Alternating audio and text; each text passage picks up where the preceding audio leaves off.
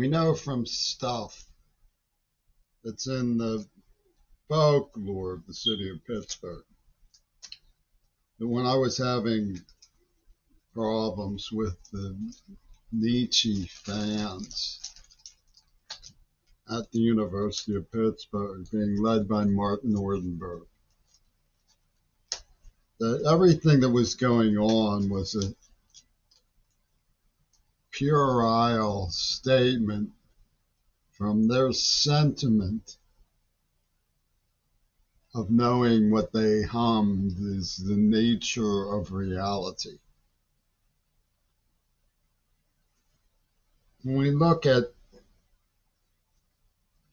the legacy they were defending, which was primarily Reagan,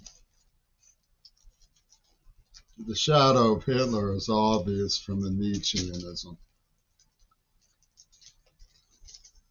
And the people who gave me the nerve agent were an army guy and a kid who extolled the virtues of true grit, a Jewish nut who used to punch me. Here's John Wayne with Lee Harvey Oswald. Okay, and here's Oswald's ID with the anniversary of Pearl Harbor. So the question is, was John Wayne a fascist traitor? Is implicit in those arrangements. And there was a television episode of a television show known as Maude, which was about a middle-aged woman who was liberal, which she castigates through the whole episode the machismo of men and the way that they strut. And at the end, the doorbell rings and the door opens. It's John Wayne. And she collapses in his arms. Oh, Mr. Wayne. Which is to say, he knew what women really want. And if that's not the case, you wouldn't know it from the sensibilities of Leslie Katz. It should be noted that when you call it helter-skelter mongering, that Charlie Manson, by the way, had the same psychiatrist as Jack Ruby. So you get the idea of the nature of reality stuff that Nordenberg was doctrinating from his control tower, presiding over the life and death of little Jimmy in the name of a far-out tall tale from King Crimson that John Lennon was taught sacredly bosom like this with Ronald Reagan, which happens to be true. He was, you see, the urban landscape, the needle, it says Ron Priest at the end of Superfly, the use of skyscrapers in urban landscapes for their statement is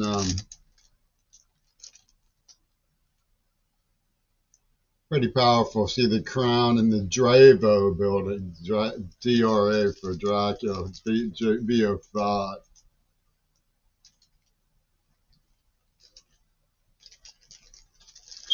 Pretty arrogant indication that the landscape art was being used by skyscraper magnates to make a chessboard around us as a, so that our environment is a theme park for this nature of reality stuff. Now, when you look at Oswald's Army ID, or his identification that says the anniversary, the date of Pearl Harbor, and John Wayne being photographed with Oswald, you do have to ask yourself, does this indicate that John Wayne was a fascist traitor? And when because he stylized himself as the army man of the American dreamscape, guy who could get punched in the jaw and just shake it off. Well, The Green Berets is a very weird movie that begins with a Marine singing in German, and it extols Vietnam. It's wilder than the greatest acid trip at one point in that weird movie. So in light of Reagan's cinema mirror of what they did to JFK, I suppose it is reasonable to conclude that John Wayne was a fascist traitor.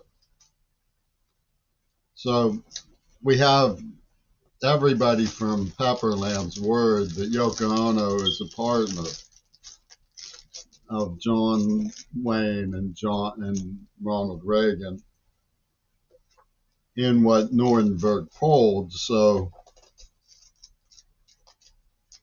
it's obvious that John Lennon was also a fascist traitor, and that accounts for his Houdini, because it becomes a mission impossible. You can't extricate yourself. It's a catch-22. If you believed in John Lennon, then you must follow him, right? Oh, talk about a caution. And they used to have a button at CMU, subvert the dominant paradigm. The feminazi Japanese girls used to strut around wearing it. Well, this was the old dominant paradigm, the foaming mouth Negro. They say, haha, Barack Obama is the good kind. We have a foaming mouth white. And they're going to build an ark of the good kind with Ron Priest injecting needles. And they're big like skyscrapers, man. You can be big like a skyscraper.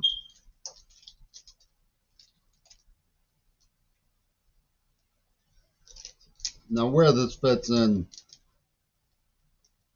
with the good fight is they put pictures in Twitter or X of some very important people to remember who were callously assassinated in Gaza.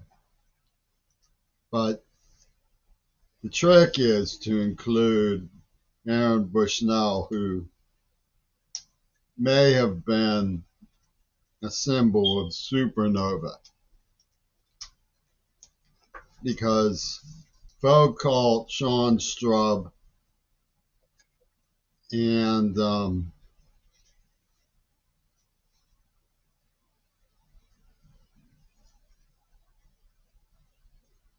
there was a Buddhist who lit himself on fire in Vietnam. You can look him up. His name has been identified. Or what Abdul atomizes that called bad martyrs. You're supposed to be bad, motherfucker.